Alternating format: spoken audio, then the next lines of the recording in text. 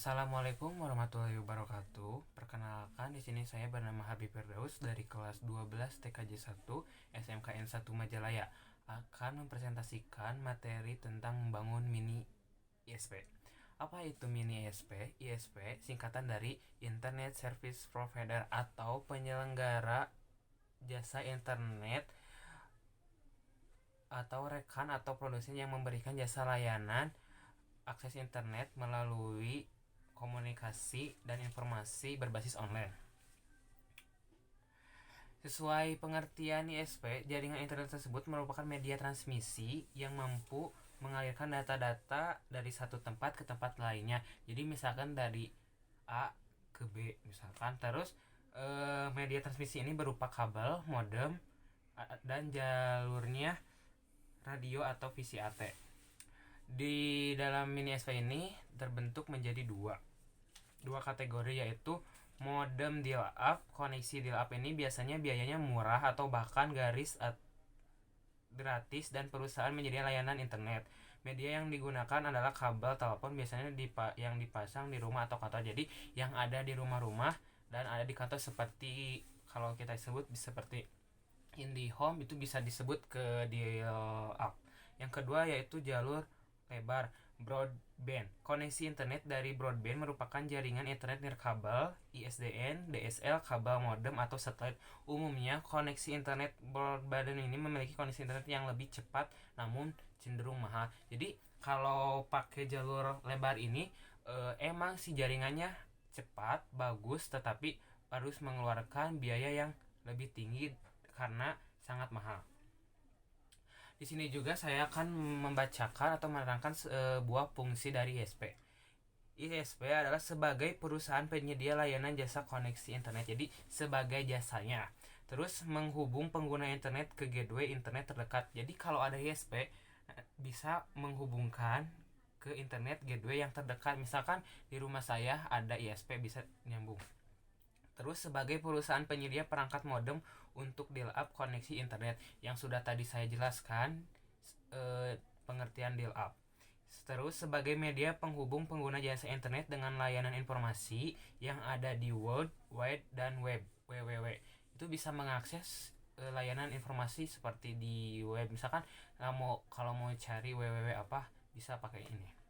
Terus penyedia tempat untuk homepage sebagai media yang membantu pengguna jasa aktivitas download dan upload data internet. Jadi untuk bisa mendownload, bisa mengupload juga. Kita misalkan pengen mendownload sesuatu yang ada di internet, bisa menggunakan ISP ini. Dan kita juga kalau ingin mengupload, kita bisa. Contohnya ada seperti gambar yang ini. Yang ini ya.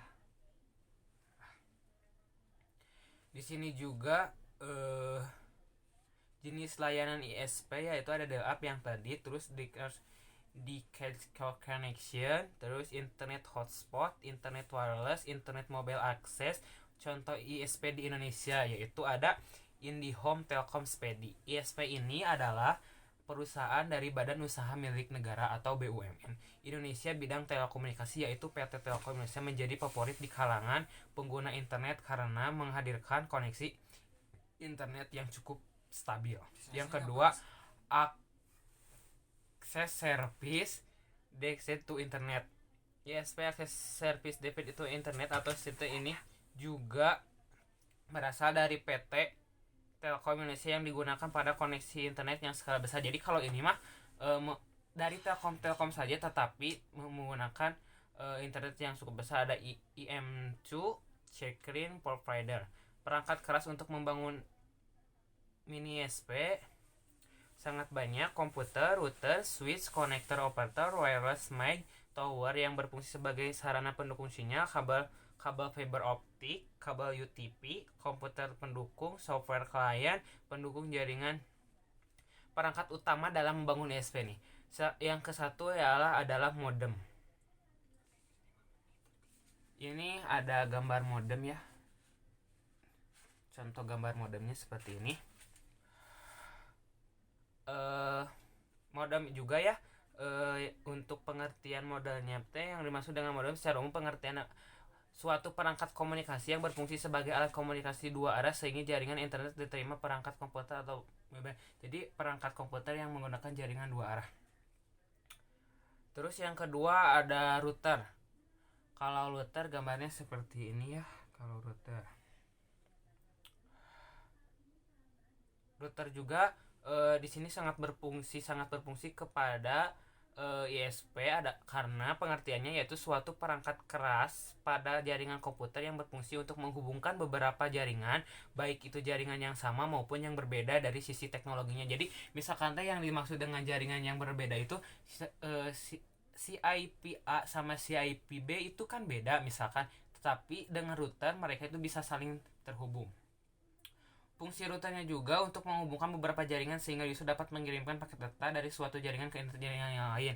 Yang maksud dari tadi untuk mentransmitkan informasi atau data dari suatu jaringan menuju jaringan yang dimana sistem kerjanya mirip sebagai bridge, jembatan jaringan. Jadi sebagai jembatan jaringan juga bisa. Terus yang cara kerja routernya yaitu menghubungkan secara berantai dengan memakai dua router, menghubungkan secara langsung bersama lain membagi 3 router seperti ini. Di sini ada router, di sini ada IP yang berbeda, networknya yang berbeda, tetapi mereka saling terhubung. Jenis router juga ada router aplikasi, router hardware, router PC. Berdasarkan mekanisme router statis, router dinamis, router wireless. Dan yang terakhir juga ada access point. Access point adalah perangkat keras jaringan komputer yang menghubungkan piranti nirkabel tanpa kabel dengan jaringan lokal menggunakan teknologi seperti Wi-Fi, Bluetooth, wireless dan sebagainya. Di sini saya ada foto contoh access point, mirip-mirip dengan router tetapi fungsinya berbeda. Fungsinya router itu sangat access point maksudnya. Access point juga sangat dibutuhkan di mode ISP ini.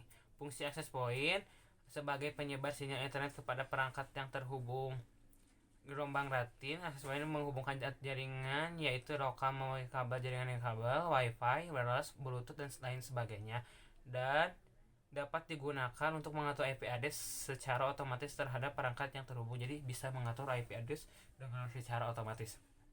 Dengan dilengkapi fitur keamanan WEP atau WAP yang bisa disebut access point dapat digunakan sebagai pengaman. Cara kerja access point, perangkat keras jaringan komputer yang dapat bekerja pada perangkat yang sedang mencoba akses jaringan internet, umumnya saat akan menyambungkan perangkat kepada laptop, smartphone. Pada layar laptop atau komputer tersebut akan tertera permintaan memasukkan password. Jadi untuk access point itu untuk membuat kata sandi yang ada di dalamnya gitu. Jika password yang Anda masukkan benar, maka perangkat secara otomatis terkoneksi dengan internet. Jadi kalau kita memasukkan password yang benar ke dalam WiFi itu, kita bisa mengakses internetnya itu. Cukup sekian dari presentasi dari saya. Mohon maaf bila ada salah kata dan kekurangan. Wabillahi taufiq wal hidayah. Wassalamualaikum warahmatullahi wabarakatuh.